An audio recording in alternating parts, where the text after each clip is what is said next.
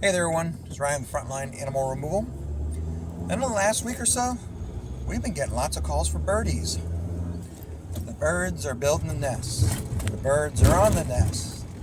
The birds are causing everyone to go crazy because birds are bird-brained and they're noisy and messy, and sometimes they're aggressive.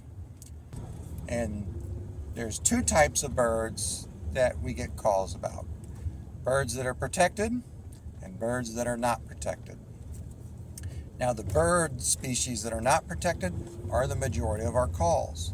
It just so happens the three species of birds that cause most of the bird nuisance issues are not protected, and we can do something about it.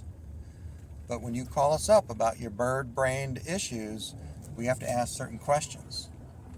We have to figure out if it's a species that's protected, or is it a species that we can deal with? So, house sparrows,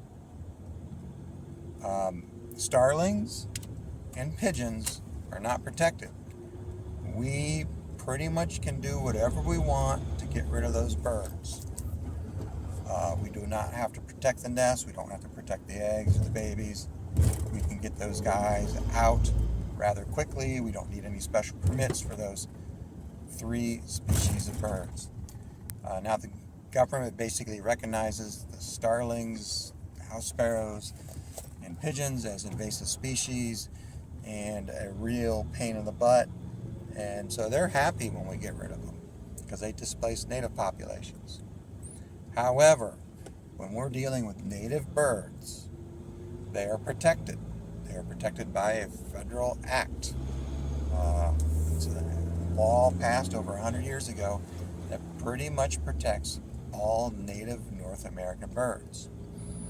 So your common ducks, your geese, your blue jays, your cardinals, your robins, your bluebirds, you get the idea. Almost every one of these birds is protected.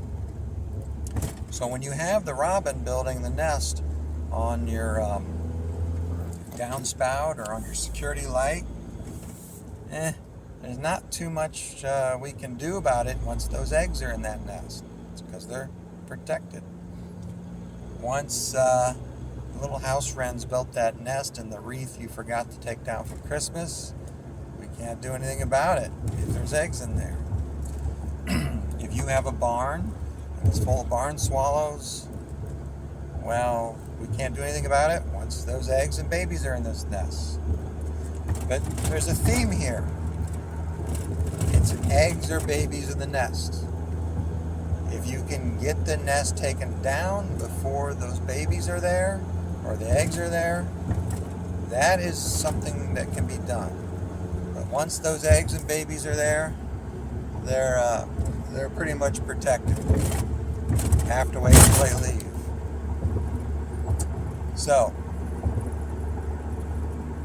here's some advice if you're dealing with native birds, like the robin, like the swifts. Put up some scaring devices next spring, and you won't have to deal with them. Yank down the nest before those eggs show up. Otherwise, you're just going to have to grin and bear it until they leave. Now, do we deal with the native birds? A little bit. The bird that we deal with the most is the chimney swift. Usually they don't make their presence known until July when they have their babies. The chimney swifts are quite noisy. Actually, the babies are quite noisy. And they are protected. And not only they're protected, the numbers are in decline. So we have to tiptoe around them. And usually the way it works with the chimney swift, you call us out, we do an inspection, we verify they're there. Then we tell you, the customer, we gotta wait. We gotta wait until those babies are gone. And we come back after the birds have migrated out of the area and we put a chimney cap on. That is the preventative measure. That's really the only thing we can do about it.